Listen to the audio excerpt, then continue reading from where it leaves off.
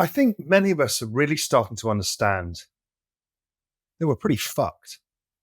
Our future's been taken from us. It's been taken from us because of the amount of debt in the system, the action of central banks debasing currency, the problems of demographics and aging populations. It's a huge problem we all face, whether it's the retirement crisis later in life, or whether it's trying to just afford to get on the ladder earlier in your career. Or many of you who are having kids, you're thinking, how the hell am I going to afford all of this? So if you remember, we addressed this in the past with a How to Unfuck Your Future last year, and hundreds of thousands of people joined us. It really resonated because it really matters. And so we thought, you know what, we should do this again. We should really help you, again, not only show you what the problems are so you understand them, but also try and solve them for you. So from March the 11th to the 22nd, we're going to bring you an incredible lineup of guests, and we're going to take you on that journey of understanding kind of how you're fucked and how we're going to solve it. We're going to look at election year because that's going to be a big problem, and AI and societal problems. We're going to look at financial repression.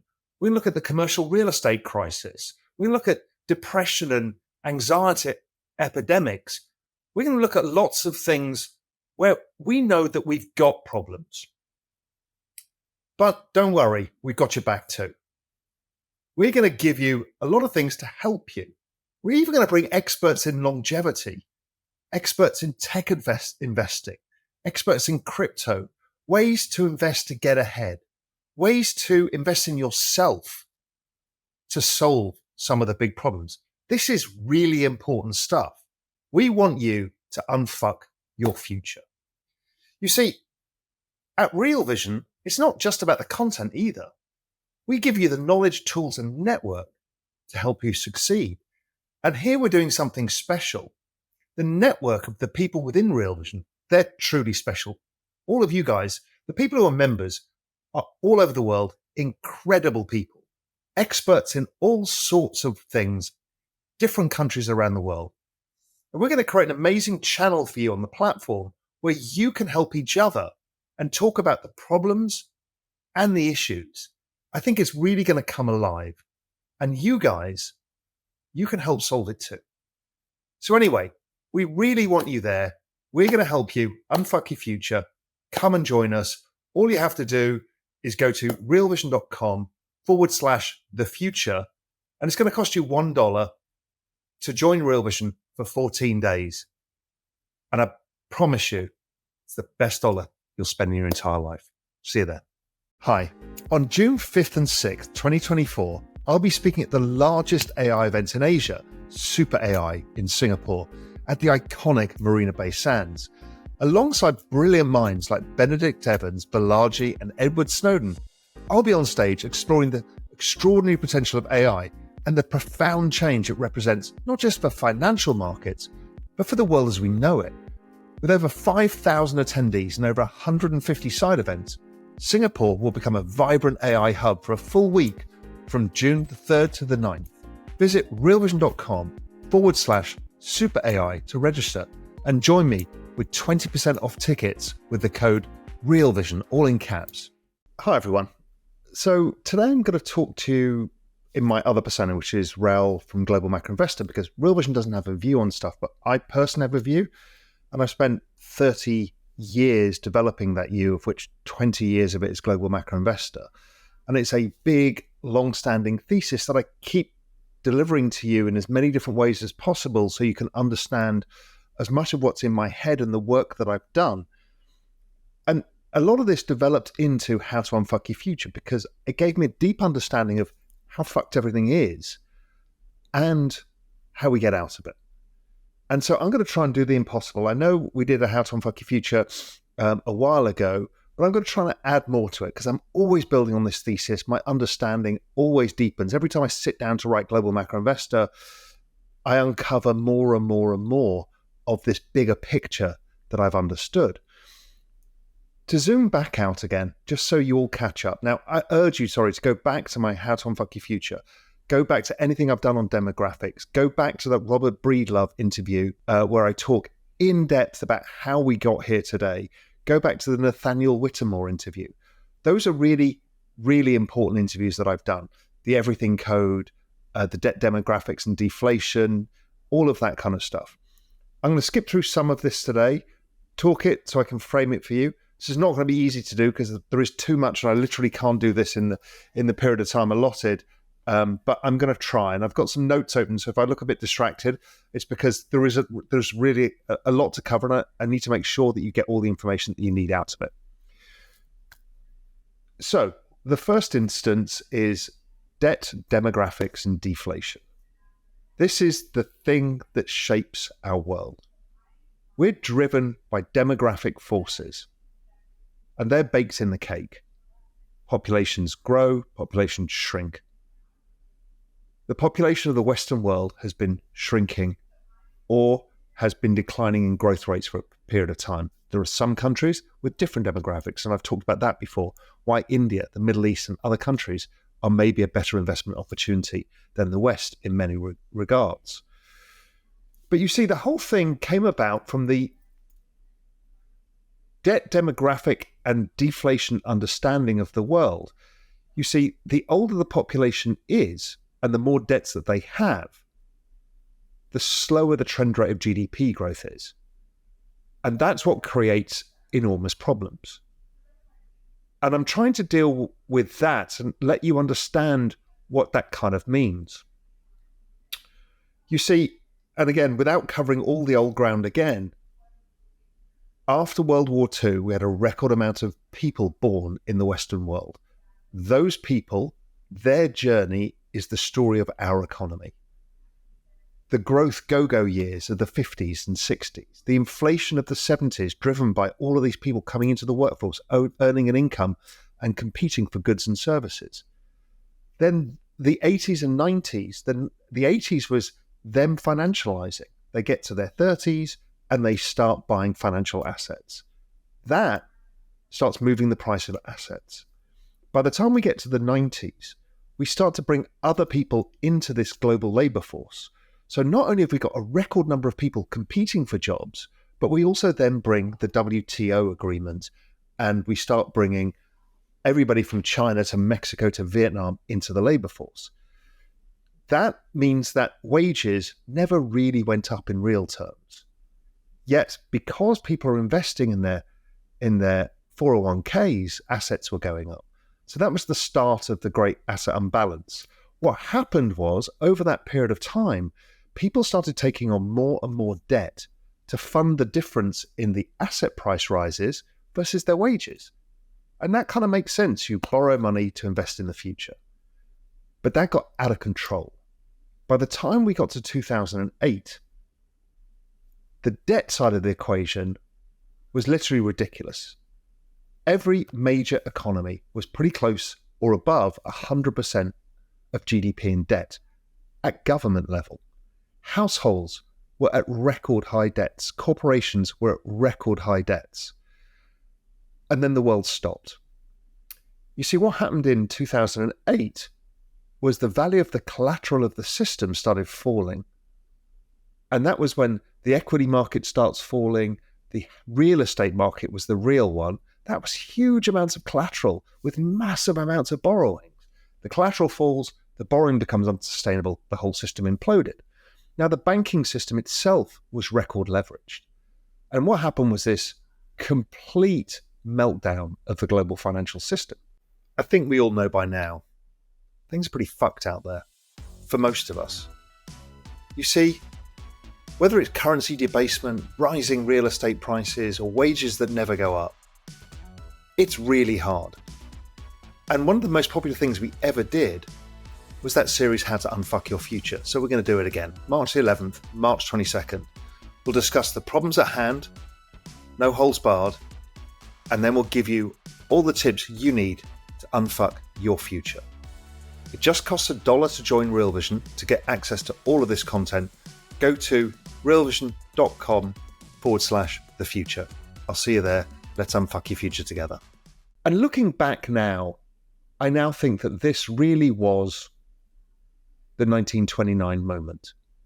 But it didn't turn into 1929 And there was a reason for that. Is we had Bernanke at the Fed, and Bernanke had an understanding of what went wrong in 1929, and he had one special trick up his sleeve, which was the use of the balance sheet of the central banks to deflate the value of money itself. And so therefore asset prices optically rose. So that's the denominator effect you've heard me talk so much about. All the central banks agreed pretty much around the same period of time to start printing money, debasing all of fiat currency. Asset prices ripped. If asset prices ripped, well, guess what? The collateral of the system is now saved. So they save the system via this particular mechanism. Now, these are optics. They're not reality. They're optics. And I've spoken before, if you divide any of the assets since 2008 by the Fed balance sheet or global total liquidity or any one of these measures, they've gone nowhere. You see, we've had no real growth.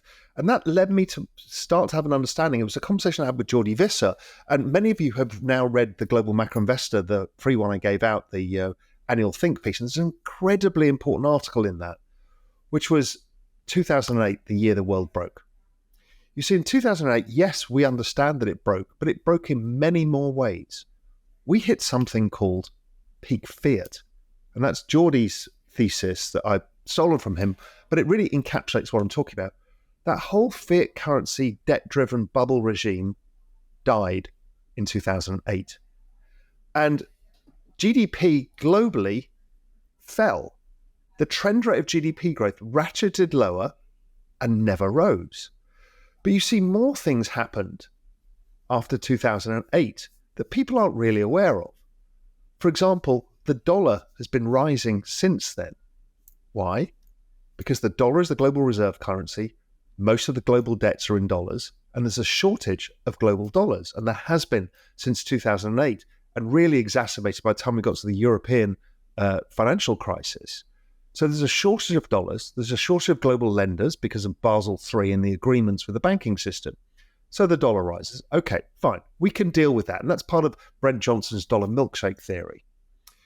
But more importantly, when we look at global equity markets in dollar terms, they haven't gone up.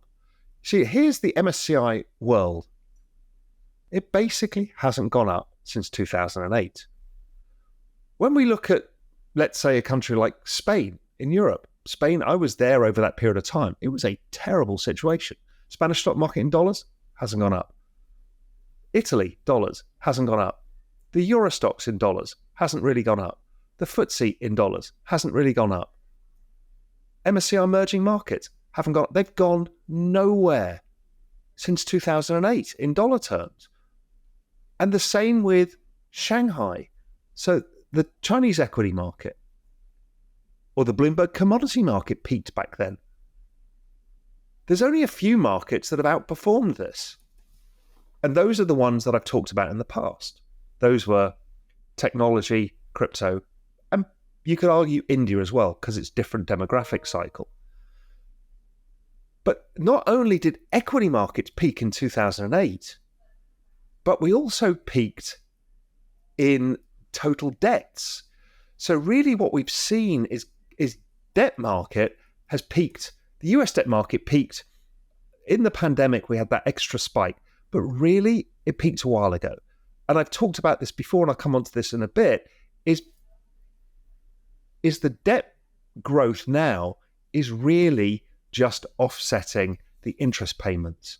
And it's all around trend rate of GDP growth. So therefore, debt is not growing faster than trend rate of GDP growth, really, because it's the missing trend rate of GDP growth that goes into paying the interest payments, and the interest payments are where the debt growth is. Those are the deficits that we see. So debt growth at government level kind of slowed down. In absolute dollar terms, it keeps going up.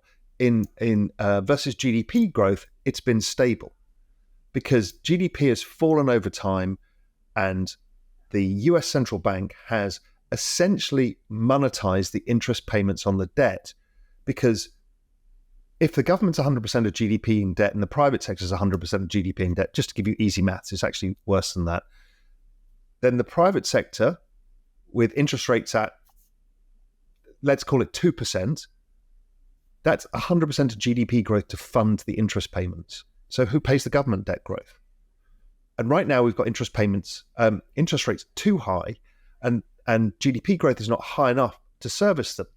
So over time, we will see some action there by central banks as they have to lower the cost of the interest payments. Because if not, it keeps compounding on the balance. It keeps compounding and eventually lose control of the bond market and they have to impose yield curve control, or they have to print more money. Both are actually the same mechanism. They're just different ways of printing money. So that is where we are with the debt market. Now, households, they couldn't borrow more money really past 2008. We found that the banks and Basel III and the general agreements between all of the banking systems around the Western world is we get access to less cash. The governments get the access to the cash. They can't let the households keep growing their debt. So it's harder and harder to get debt. Also, asset prices have risen so much that we would have to borrow too much money to actually buy into asset prices. So it's kind of fucked us there. So we've now been fucked because asset prices are rising and we can't borrow money to even get into the property market, but they're also becoming unaffordable because our wages never went up. Okay, so those are the two of the key reasons why we're fucked. Now, what we need to do is figure out, okay, what does this all mean? Now, what I've shown from all of this is that really the governments have just offset the debt growth via the printing of money. And the balance sheet keeps going up. And that is the debasement of currency effect that is so pernicious.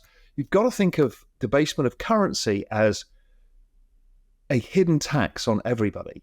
It's basically, if they're debasing currency by using, let's say, total global liquidity, and that's the US, Europe, Japan, China, the UK.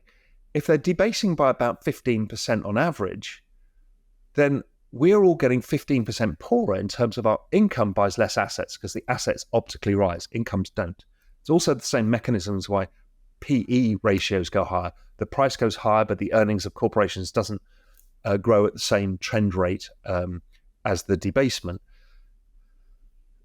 So we're all unable to afford any of these things, and they have just monetized all of the differences here. We've all become debt slaves because it's been mutualized to all of us.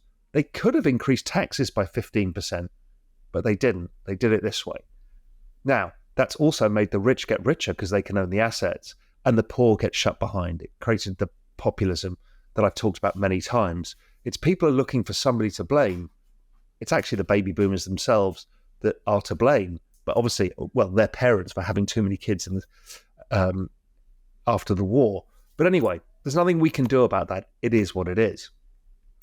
So you see, we've seen that equity markets peaked and debt markets peaked. But also, interestingly enough, we've seen that, and also GDP growth has peaked.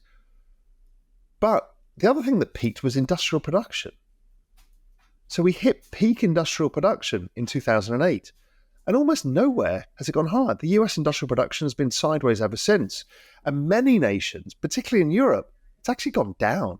Germany's down, the UK's down, Spain is down, Italy's down. These are really bad things. So our productivity has declined.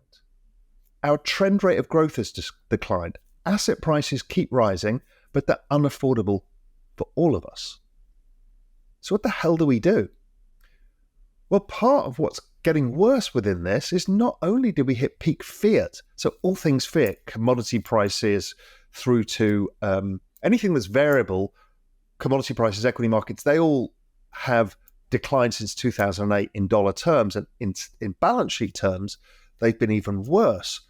But the other thing that we have hit is peak humans. You see, if GDP growth is driven by population growth, productivity growth, and debt growth, I've just explained that debt growth broke in 2008, not coming back. Population growth also peaked back then too. It started peaking in 2000. And what we've seen is things like the labour force participation rate fall. And this is the bigger story, the demographic story behind which this is all driven. Peak humans have created the problem of lower trend rates of GDP. Peak humans are what we face in our future. So the labour force participation rate in the United States, as the number of people who are active in the labour force, has been declining. So that means there's less productivity because we've got this ageing population. Also, there's less industrial production because less people are in the labour force. It kind of makes sense, right?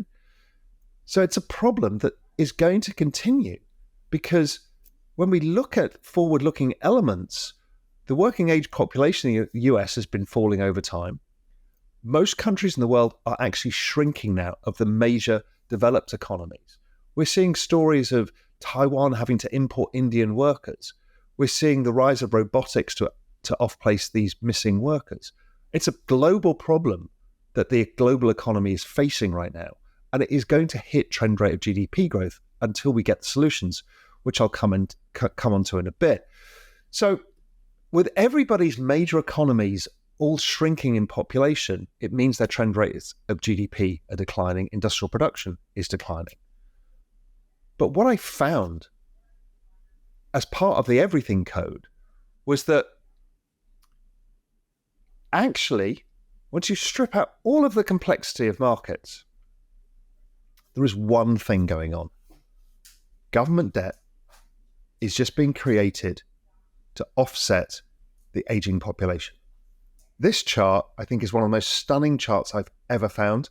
I've never seen it anywhere else. Most of my everything code thesis doesn't appear anywhere else in the world. It's all proprietary research.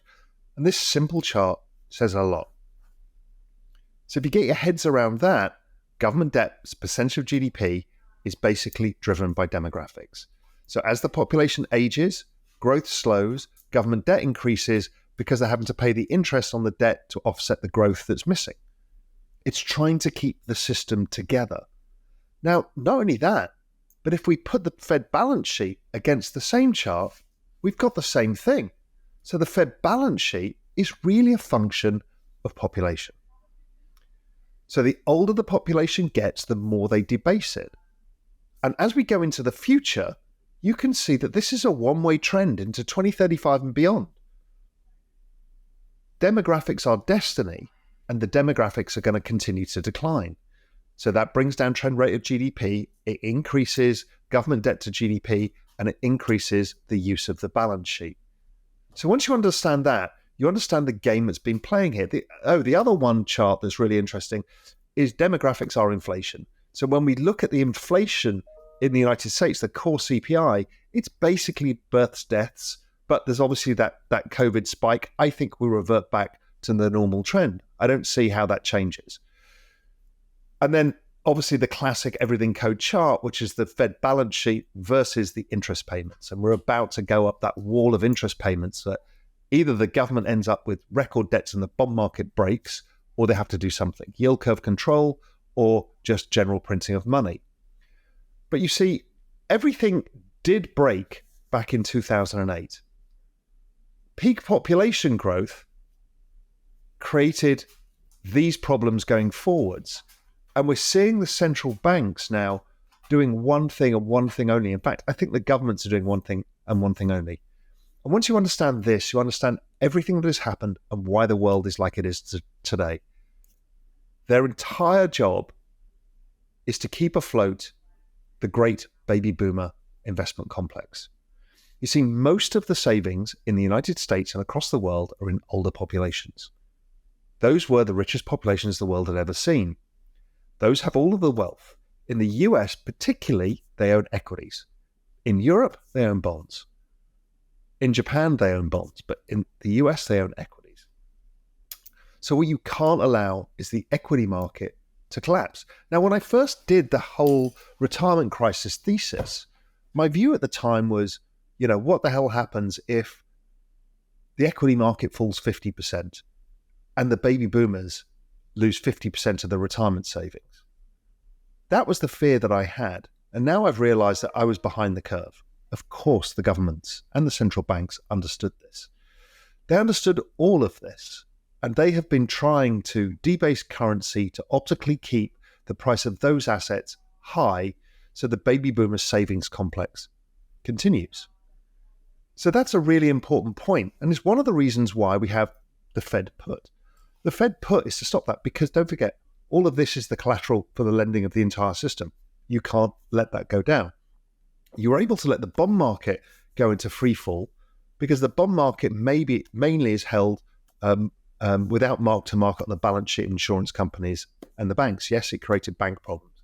I won't go into that one now. I mean, I could speak for hours about all of this. So I'm sorry that I have to jump around and get through, but there's a lot to try and get through. So the peak humans issue is another big problem here, because people don't understand what that really means. It means tax revenues go down because they're not paying taxes because they're not earning a living. They also want to divest assets because they need to realize the assets to pay for their retirement. So we need to somehow orchestrate a changing of that. And what we're seeing is that the younger generation are buying passive products. Passive products drive up the value of those equities. The baby boomers are divesting themselves of active management products because that's what they grew up with. That's creating this spread between so many of the things we see today, value stocks versus growth stocks, anything in the S&P 500 or the NASDAQ versus anything outside of it. The Russell 2000 is why it always underperforms. It's because it's not part of the 401k complex of the younger people. And the old people have to sell out of this. But what we're doing is also trying to optically keep as many of these assets high. So once you understand the game, you can play the game. Most people I see on Twitter argue about why the game is happening or the unfairness of the game. And that's all correct. It's not going to save you. You're not going to unfuck yourself. Just by saying, the Federal Reserve bad, doesn't help you. What you actually need to do is figure out how to unfuck yourself. And that was the breakthrough for me with this everything code thesis and the exponential age thesis. What I started to realize is that the everything code was the understanding that they are financing all of the future. The everything code is really all about understanding that they are paying the interest on the debts by issuing more debt, and that ends up in the bank balance sheet. It was also the understanding that the world has become entirely cyclical now. The ISM cycle is perfect from one to the next. So we've got this amazing 4-year cycle. It's actually 3.5 years. And that was in fact driven by debt maturity. What we found is that after 2008, 2008 was a great reset, as we know, but it was also a debt jubilee. All of the major central banks around the world agreed to forego interest payments. That's what zero rates are. So they said, we don't need to pay interest payments because we need to rebuild our balance sheets. So they rebuilt their balance sheets by refinancing in the 3 to 5 year sector. And that's created this perfect cycle, which is the presidential cycle, the Bitcoin halving cycle. It is the everything code cycle. And that cycle drives everything. It's why I've been able to do so well in predicting where markets are going, because that cycle is the liquidity cycle, the debasement cycle. It's all one thing and it drives assets. Once you understand that, you understand most of the game that lies ahead. Now, this is not the first time this has happened either. The 1950s were remarkably similar. This time around, it wasn't a demographic bust that caused it and the debts that came because of demographics. The last time around, it actually came from obviously World War II and those debts. But what did the governments do? In the US, they imposed yield curve control, which is financial repression, which is the same as adding things to the balance sheet. So they kept interest payments low. The economy, they restructured debts. The economy became perfectly cyclical, just as it is now. It's almost identical. And asset prices correlated entirely. So they ripped higher, corrected every cycle, as they're doing now.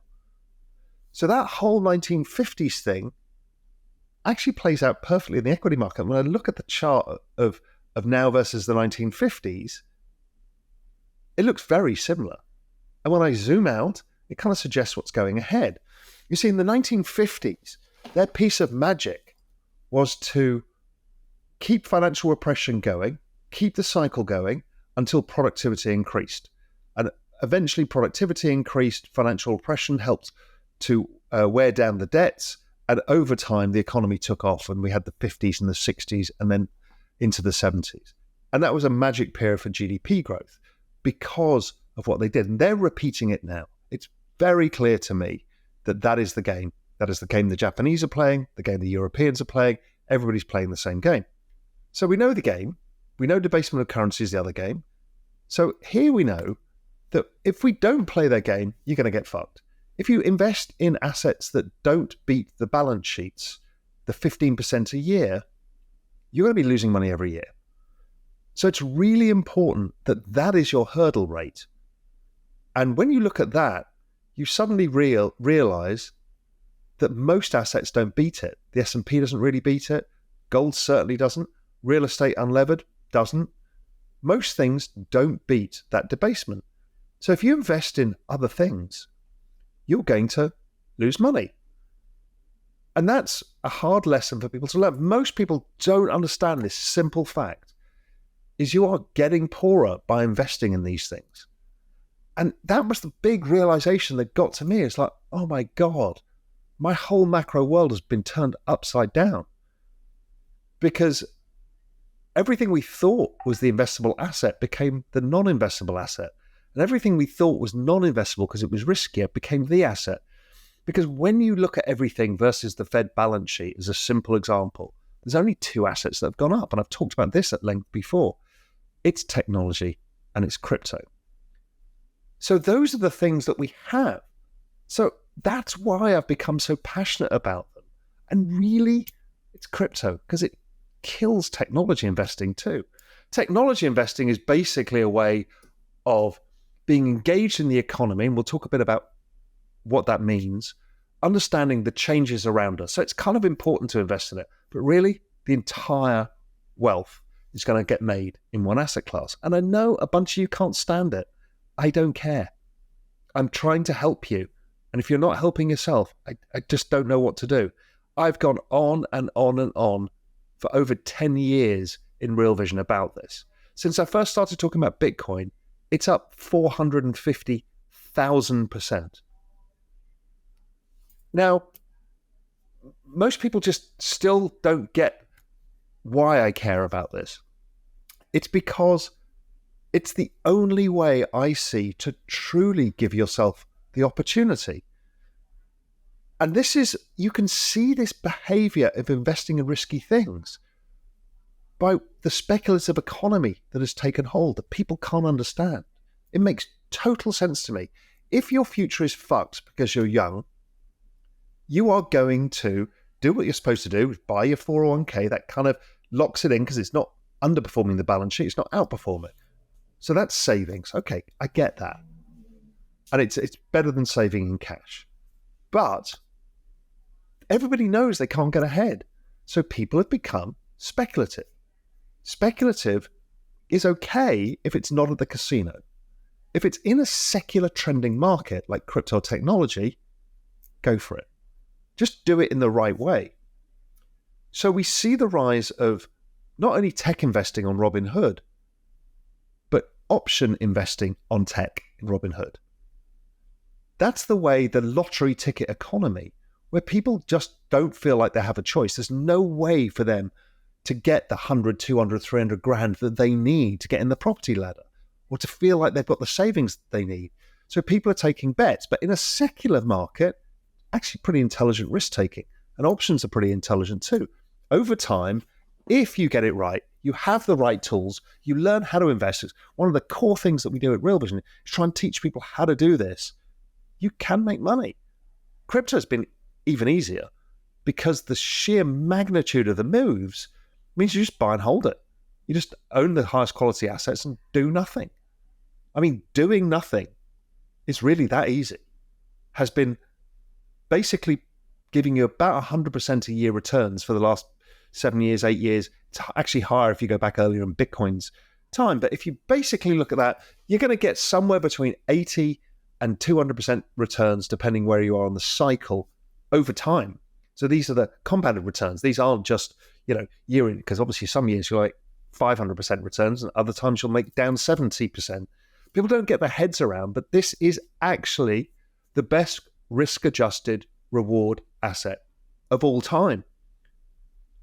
Fidelity have this beautiful chart of all of these dot plots of risk-adjusted rewards of assets. And there's like, tech is quite high and, some markets are high, and then cyclical stuff like oil and stuff is low risk-adjusted returns over time because it doesn't really do anything.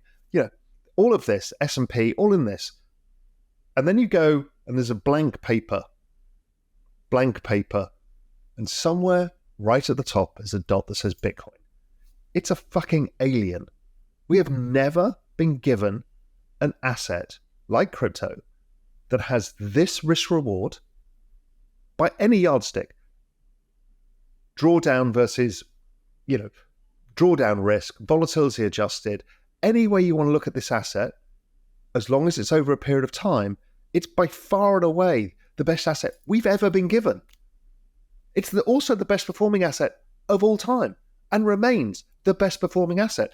Every 4 years of that everything code cycle, Crypto Spring, which was last year, best performing asset in the world. Crypto Summer this year will be the best performing asset in the world. Crypto Fall next year will be the best performing asset in the world. Crypto Winter, which is 2026, will be the worst performing asset in the world. It's kind of simple. You don't need to do anything. You just need to buy it and hold it. So once you understand that we're over indebted, GDP growth is going down, we have an aging population, productivity is declining, we have our wages aren't going up. What are you going to do about it? Now, there are ways I've talked about how you can manage your own life in terms of thinking about having an income. That's a really important thing. Multiple streams of income. We're all being forced into that these days. I get it. But really the thing that will change your life is owning the asset. And this asset is the only truly homogenous global investment asset that exists. I know gold people will say it's gold, but you go to a village in India and you buy gold, your bid offer spread is about 50%, and you don't have an app to buy gold. You have to go to the dealer or the jeweler. It doesn't function. Yet every single person in India has a mobile phone, and Nigeria, and everywhere across the world. And you can download an app and buy this stuff. And the same product, Bitcoin, ETH, Solana, the product that we trade in the US, the Cayman Islands, the UK, Europe, is the same product in Nigeria, Brazil, Venezuela, the Philippines. And we can all fractionalize it, so we can all put in 10% of our income. So it's egalitarian. It's for everybody. And you see, once you see this, you can't unsee it. So of course it's a super massive black hole that sucks in capital. Of course people are going to pile more and more money in it because it's the way out for everybody. And that is just the investment in the infrastructure layer of this new digital economy. Obviously the applications layer, what we do with this technology goes on top, but we're having a chance to invest in the applications layer here. I'm sorry, in the actual infrastructure layer. It's like owning a share of every single mobile phone network added together. If it was a public good, like the internet, owning a share of the internet, that's what we're buying here. It's a share of the rails of the new future, and everybody can own it. It's a public good, but we own it, as opposed to a public good being free like the internet. It's a public good that we can own a part of. And owning a part of it means we have behavioral incentives to make it grow. So it grows faster than anything else. Because the more people who join the network, the more the value of the network goes up. The more applications get built on the network because of the value of the network increases the value of the network, and so on and so forth.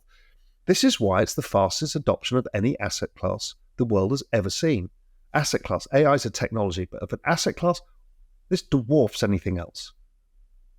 The last numbers we saw, we were at 516 million wallets. And we've been growing, again, at like 50 to 100% a year. So we're going to double and double and double and double as this technology brings in the central bank digital currencies, the payment system, the how we trade and invest in securities, the rails of everything. And then it unlocks other things of what we can do with smart contracts. It unlocks a lot. And again, most of you most of you get it. And most of you start to make a lot of money out of this. And you're starting to understand. There's some of you who don't and don't want to get it. And that's okay too. I'm trying my best. I've done an enormous amount of work on this. We are so fucked that you're going to have to take risks, but we've been given the gift.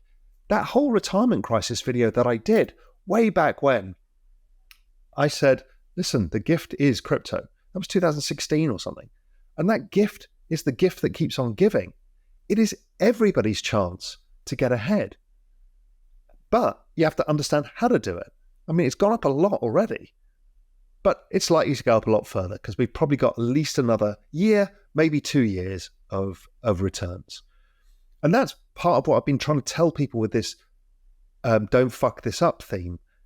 It's like, listen, if we're being given an opportunity, it's so important that you don't mismanage the opportunity. Many people did that in the last cycle, and I'm trying to help people this cycle.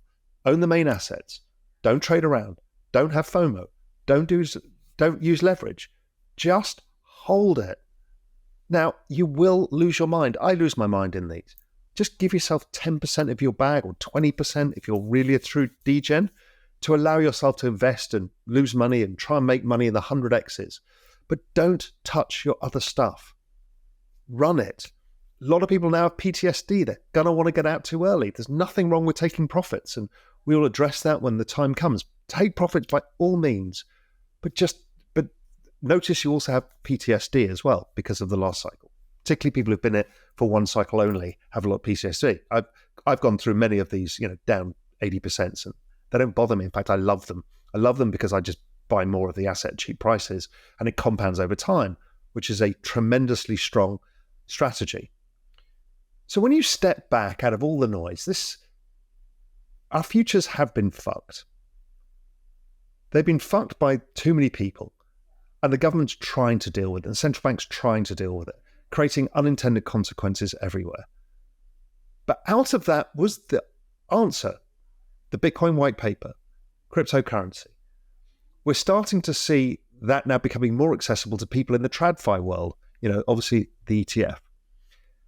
And actually, crypto is and remains the biggest macro trend of all time. It's that big. If the Everything Code says they're going to debase the currency, and all assets are now correlated based on this cycle, some are leading, the NASDAQ and crypto, others lag, property, and others are in the middle, like the Russell 2000.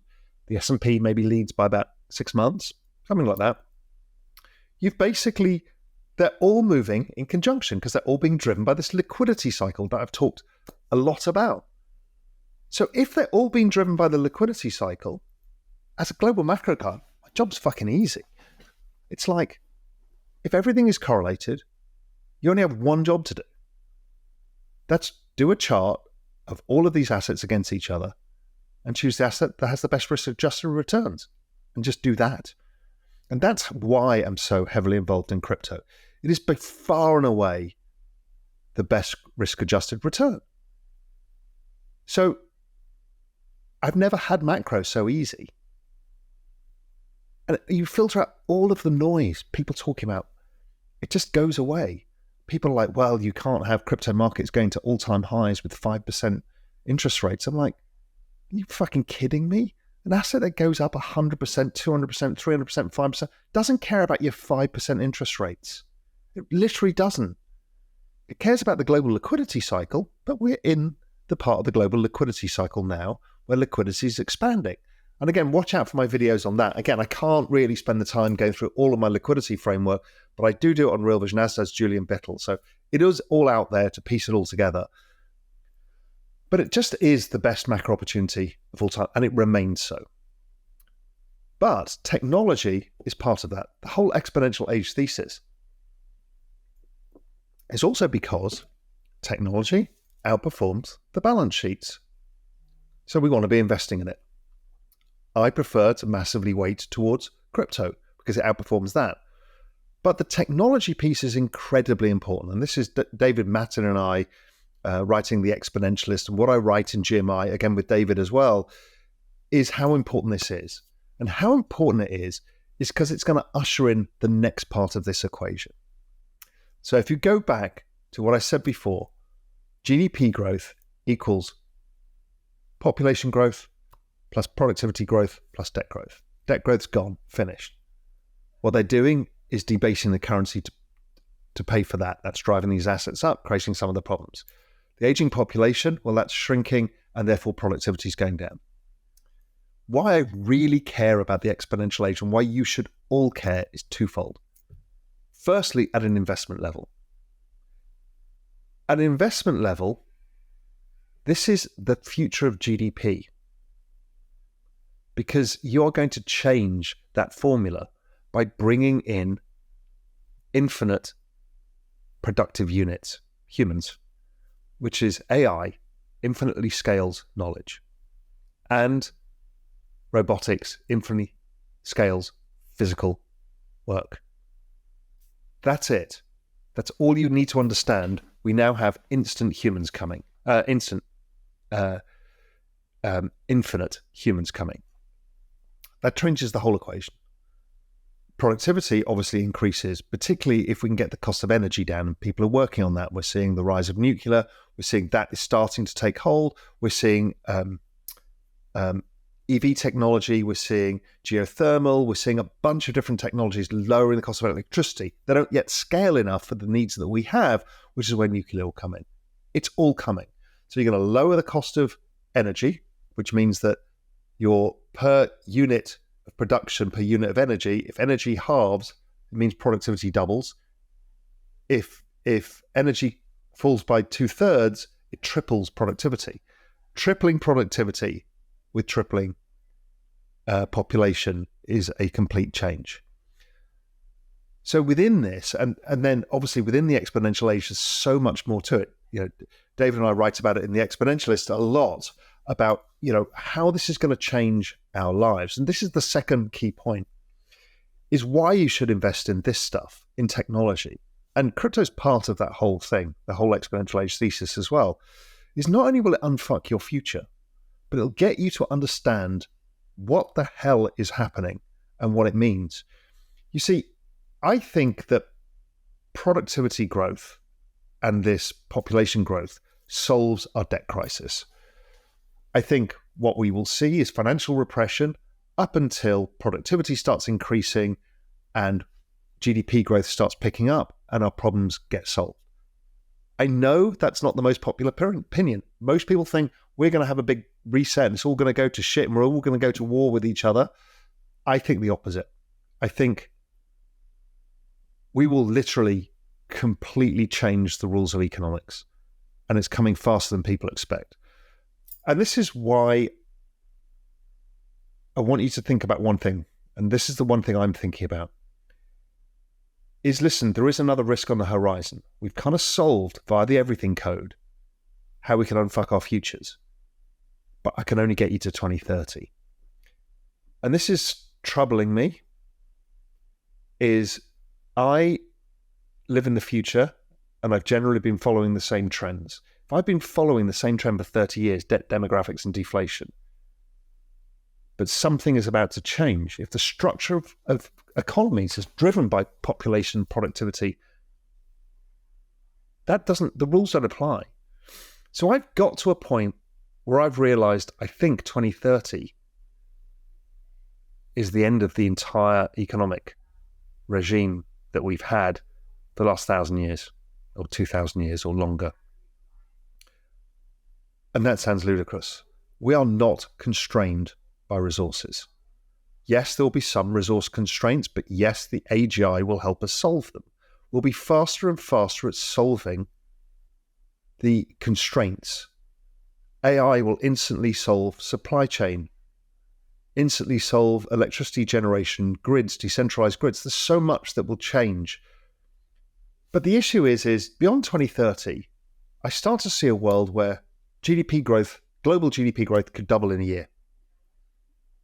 It could double every quarter. We literally don't know what the impact of these technologies will have because it rewrites the magic formula of GDP.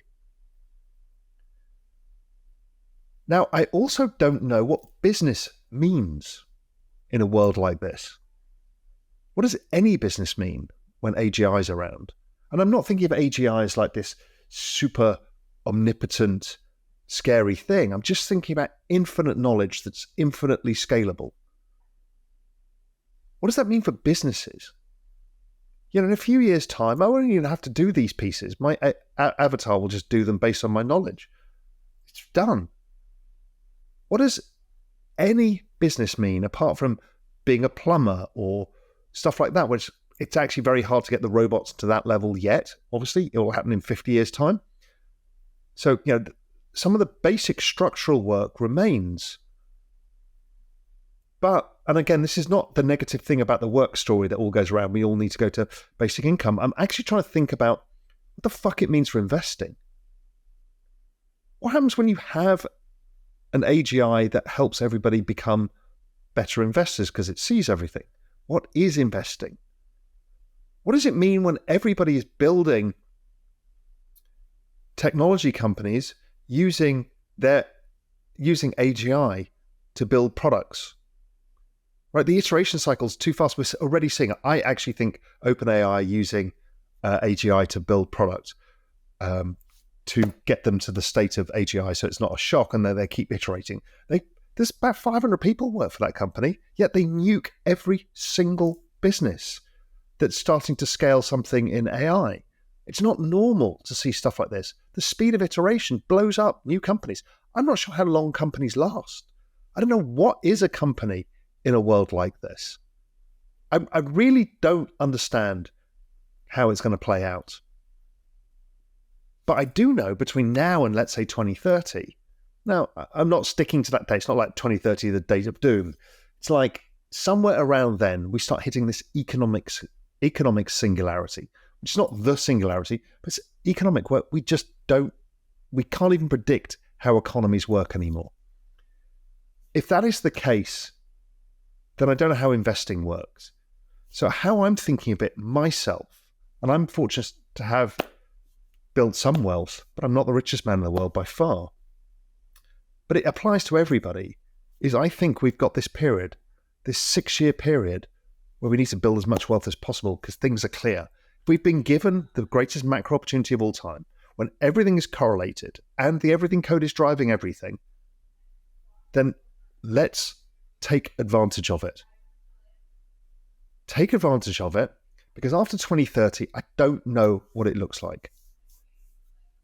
Humans are adaptive, and I've talked about this. I think it'll be more about social communities and how we add value to online digital networks, and it's a much longer conversation for another day. So I'm not worried about humanity per se. I'm just worried about the how to unfuck yourself bit. I think we've got this 6-year period. That's all we're left with now, where we can really set up our future before the world changes dramatically, and we don't have the everything code anymore. We don't have most of the things we know anymore. Technical analysis, what does it mean? What does portfolio analysis, what does anything mean? What does reading news mean when you've got AGI doing stuff? But one thing I do know is that the digital rails will be how all of this works. Blockchain is how AI, robots and everything else will move payments around. We're seeing all the governments are moving that way. So I don't worry about that. But, you know, at some point we'll get to maturity phase, and the gains that we've made from the adoption phase won't be there anymore. So we need to be involved in the adoption phase of blockchain technologies before it gets to the maturity phase, where the returns are more like utility returns. Now, there's the applications layer. So I think the blockchain layer, just put it in financial terms, we're at 2 trillion-ish today? I think it goes to 10 trillion in this cycle.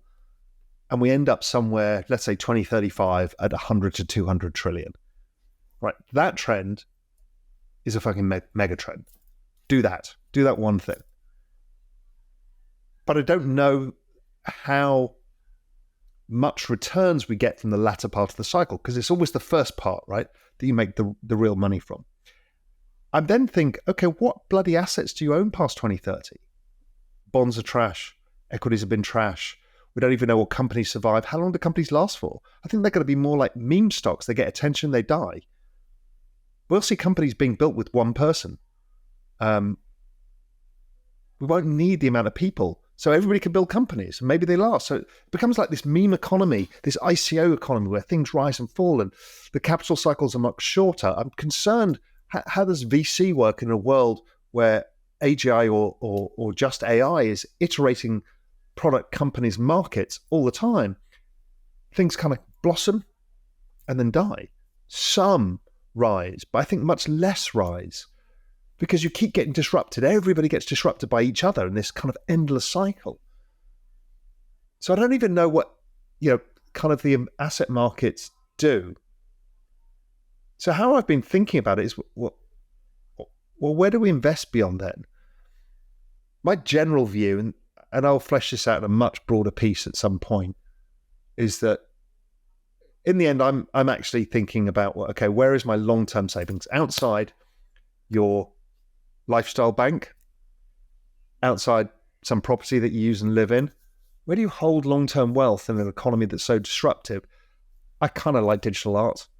I think that NFT high-end digital art remains the top of the pyramid of wealth, as art does now. So, Stevie Cohen can own all of the houses in the world, but in the end, the whole game comes down to the art that he collects. And we see that everywhere.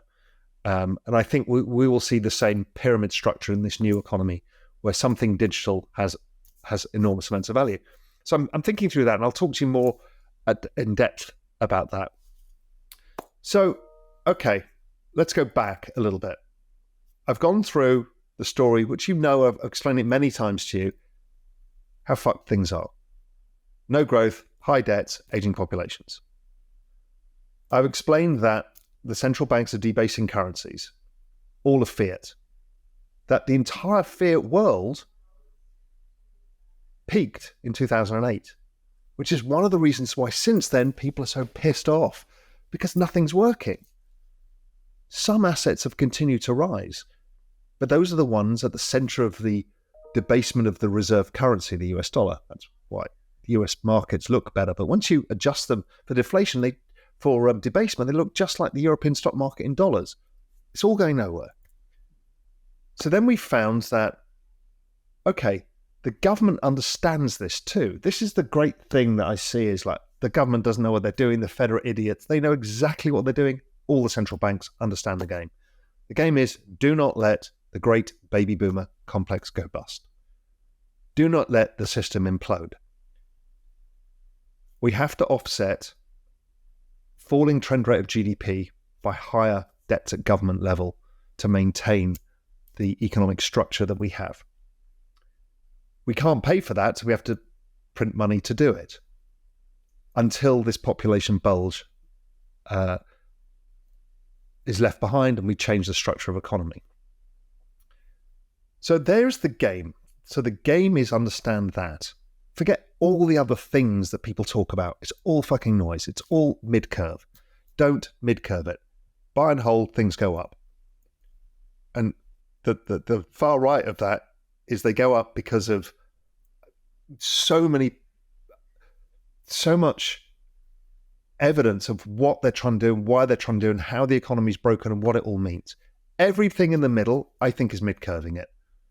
And it will cost you money. You will literally not be as wealthy as somebody who just understands the buy and hold strategy in the right assets, crypto technology. So we've got that, thank God. Crypto is the super trend. That is the biggest gift we've ever been given as an investment for all of mankind. I mean, I've expressed this so many times to you. You don't believe it when the market's down. Raoul's a moron. Why did he get us into that? Now it's back at all-time high. So, oh, he's a genius. No, it's the same bloody thing. I just bought and hold. I'm just the moron on the left of the bell curve. Just don't mid-curve it and don't fuck it up. Don't fuck it up means don't try and do things you shouldn't be doing. Just buy and hold a core group of good assets, knock yourselves out on other stuff. The other thing is, as I said, we've seen this cycle before, the financial repression. We've seen the cycle. Everything is cyclical. Everything comes down to basically two assets, which really comes down to one asset. But you need to be involved in technology. You need to understand what the hell is coming, because it is going to change everything you do. Whatever industry it is, I don't care. It's going to change. And you need to be prepared for that. So how to unfuck your future gets us from now to 2030. After that, it's a whole new future out there. If you are young, and I've given this advice before, just fucking knock your socks off. Go for it. Because there's no way out of this without investing in yourself, generating income, using that income to buy upside in these assets where we've been given the gift of massive asset rises in a secular trend due to technology. If you're a retiree, it's very difficult, right? Because you don't really know what to do. If you're a US retiree, well, you're in equities. But the good thing is they got your back. They know that you can't have your equities fall 50%. They will debase the currency. I think basically you will be fine. I don't think your income will be what you want it to be from these assets, and you probably don't have enough assets. Those are the issues, and I don't really know how to help with that, except have a bit of risk in these riskier things, because they should offset some of the issues. And I know the median pension in the US is minuscule for people who are 70 years old. And I know that's scary for people. And I know it's scary to have their parents in that situation. All of us have helped out our parents. It's very difficult. But hopefully, if the central banks and the governments don't allow the assets to collapse, the struggle is going to be making those assets last long enough. So if people can have a little bit more in a riskier asset and less of a scarcity mindset of, hey, gold's going to help me out, it probably won't. It probably won't, because of the debasement and the fact you just don't get enough returns to live off. So anyway, and that sounds like really bad advice for older people. Just do it at the margin. I'm not asking you to put everything you've got into crypto, but just understand that it would be very useful to your portfolio. It's portfolio accretive to have technology in crypto, and don't be as incredibly risk averse. Be in equity, so like Russell 2000, that's going to get you nowhere. So yes, I know it's difficult. I know that many of you have to maintain an income as well, even into older years. I get it. I think that's the way of the world. I don't think that's going to change. So there is no magic bullet here. You can obviously move. I think that is one magic bullet that I've talked about in the past. Moving from high-cost places to low-cost places. I have no idea why there isn't a reverse migration to Mexico from the US. Cost of living is half the price, a third of the price. It's a beautiful place. So if you are retired, think where you live. I've talked about this before. This is this quality of life thing. You can live anywhere else outside of the United States and lower dramatically your cost of living. And then suddenly your wealth, relative wealth, explodes. I did that. I went to Spain. I'd left the finance game. I certainly wasn't the richest man in the world, but I moved to Spain and I was like 4-5 times richer than I was in the UK because everything was cheaper. It was magic. So you can do that same piece of magic. So that's the one big piece of advice, is you can lower your cost base. Young people, as I said, keep taking the shots. You're going to have to take risk. Taking risks in this will get you up the property ladder.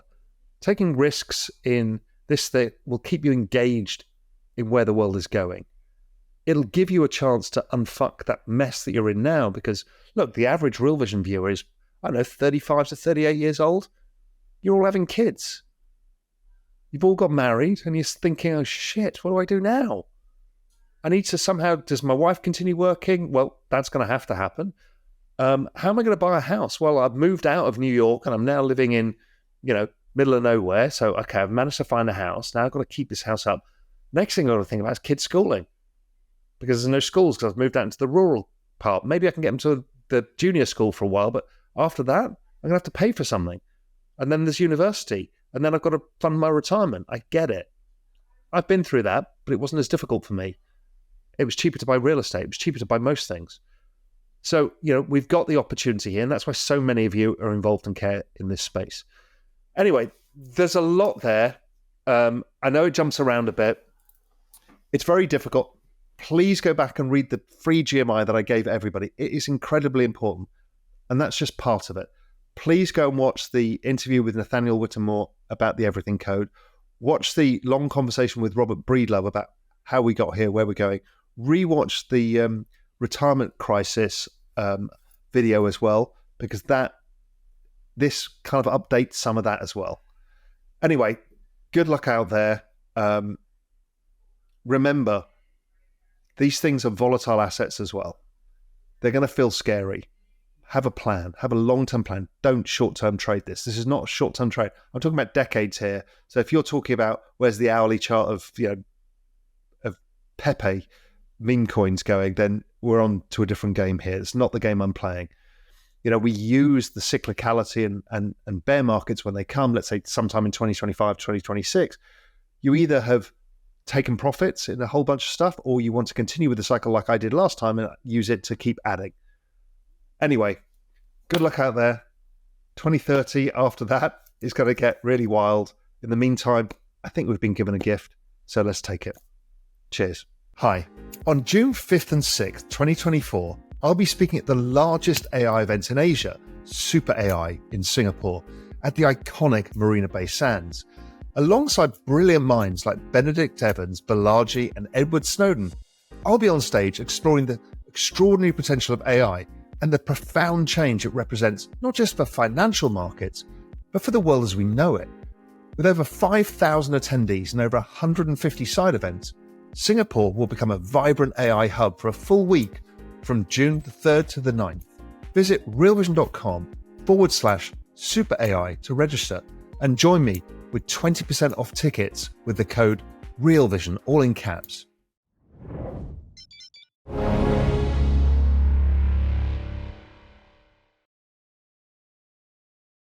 We hope you enjoyed the video. At Real Vision, we help you understand the complex world of finance, business, and the global economy with in-depth analysis from real experts. Join the revolution at realvision.com.